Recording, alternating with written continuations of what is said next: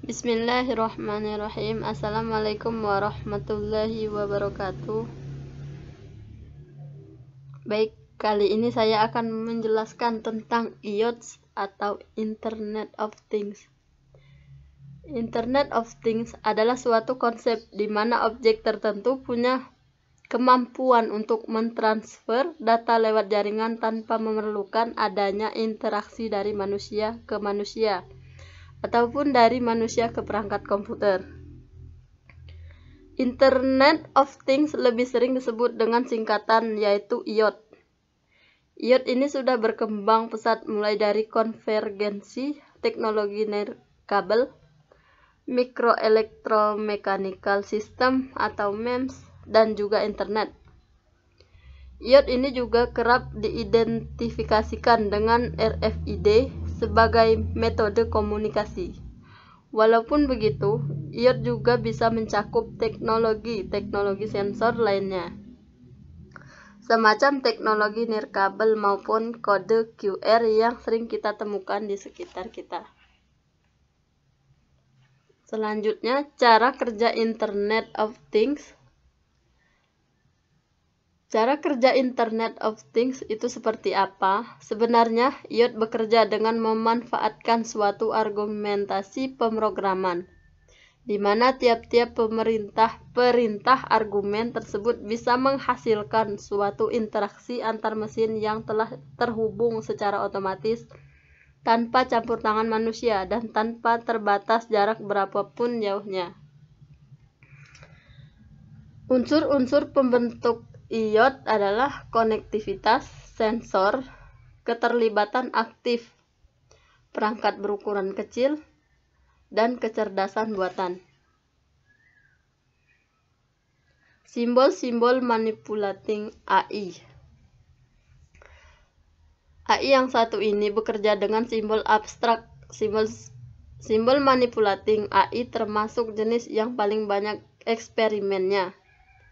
Inti eksperimennya adalah manusia direkonstruksi pada tingkat yang hierarkis dan logis.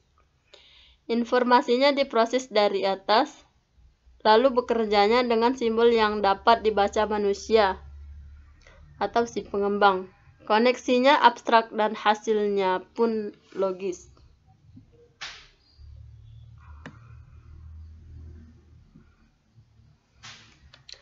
Neural AI. Jenis AI satu ini sangat populer di kalangan ilmuwan komputer pada akhir 80-an. Dengan neural AI, pengetahuan tidak direpresentasikan lewat simbol, tetapi lebih ke neuron buatan dan koneksinya semacam otak yang direkonstruksi. Pengetahuan yang terkumpul nantinya dipecah menjadi bagian-bagian kecil disebut neuron dan kemudian dihubungkan serta dibangun menjadi kelompok-kelompok.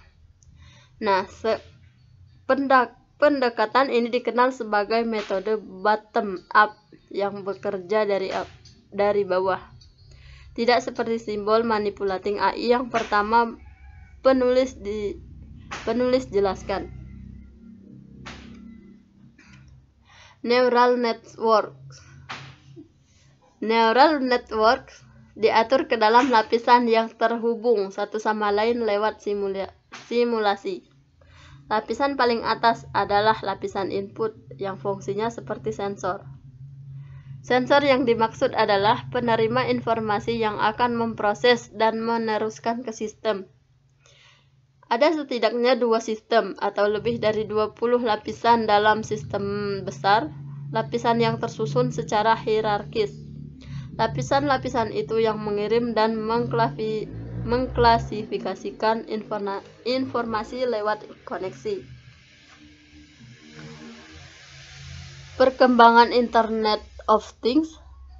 Mengingat bahwa IoT ini adalah teknologi canggih yang mampu melakukan transfer data lewat jaringan dengan interaksi yang mudah, masa depan dari pengembangan jadi sangat menjanjikan. Kehidupan manusia sehari-harinya bisa dioptimalkan dan dipermudah dengan sensor cerdas dan peralatan pintar yang berbasis internet ini. Awalnya, Internet itu sendiri mulai terkenal di tahun 1989. Lalu pada tahun 1990, seorang peneliti bernama John Romkey membuat suatu perangkat yang kala itu tergolong canggih. Perangkatnya adalah pemanggang roti yang bisa dinyalakan atau juga dimatikan lewat internet. Kemudian di tahun 1994, seorang bernama Steve Mann menciptakan WordCamp, dan pada tahun 1997 si Paul Safo menjelaskan secara singkat mengenai penemuannya soal teknologi sensor dan masa depannya nanti. Barulah di tahun 1999 Kevin Ashton membuat konsep Internet of Things. Kevin ini adalah direktur Auto IT Center dari MIT. Di tahun yang sama, yaitu 1999, ditemukan mesin yang sistemnya berbasis radio, Frequency Identification, REID, secara global. Sejarah dan perkembangan AI. Pembahasan sejarah AI tidak bisa dilepaskan dari sosok John McCarthy. Ia disebut-sebut sebagai bapak AI, walaupun eksperimen terkait telah ada sejak komputer diciptakan. McCarthy mendapatkan gelar sarjana matematika dari California Institute of Technology. Pada September 1948. Dari masa kuliahnya itulah ia mulai mengembangkan ketertarikannya pada mesin yang dapat menirukan cara berpikir manusia. McCarthy kemudian melanjutkan pendidikan ke program doktoral di Princeton University. Sedari sekolah, ia memang dikenal memiliki kepintaran di atas rata-rata, berdasarkan ulasan dari The Guardian. Diketahui bahwa saat remaja, McCarthy bahkan bisa menguasai pelajaran kalkulus tanpa bimbingan dari guru. Baik, itulah penjelasan dari saya tentang IoT. Terima kasih. Wassalamualaikum warahmatullahi wabarakatuh.